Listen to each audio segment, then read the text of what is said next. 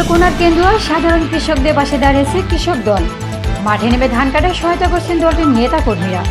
Reporter Mohammad Salauddin, Netrokona জেলা প্রতিনিধি। শনিবার 19 এপ্রিল কেন্দ্র উপজেলার রয়্যালবাড়ি ইউনিয়নের দিনভর স্বেচ্ছাশ্রমে ধান কেটেছেন উপজেলা ও পৌর কৃষক দলের নেতা কর্মীরা। মহসিন খান ও সিদ্দিকুর রহমান সিদ্ধু নেতৃত্ব দিচ্ছেন, দলীয় কর্মীদের সঙ্গে কথা বলছেন। এই উদ্যোগ এসেছে বিএনপির কেন্দ্রীয় নির্বাহী কমিটির সদস্য ও কেন্দ্রীয় ওয়ার্ডপাড়া বিএনপির অভিভাবক ডক্টর রফিকুল ইসলাম হিলালির নির্দেশে। কেন্দ্রীয় উপজেলার কৃষক দলের সাংগঠনিক সম্পাদক ডালিম সাহেব বলেন, দেশনায়ক তারেক রহমানের নির্দেশে আমরা মাঠে কাজ করছি। কৃষকদের পাশে থেকে আমরা প্রমাণ করছি রাজনীতি শুধু কথা নয়, কাজও। এই মানবিক উদ্যোগ কৃষকদের মুখে হাসি ফুটিয়েছে আর জনগণের কাছে কৃষক দলের ভাবমূর্তিকে করেছে আরও মানবিক ও আস্থার যোগ্য।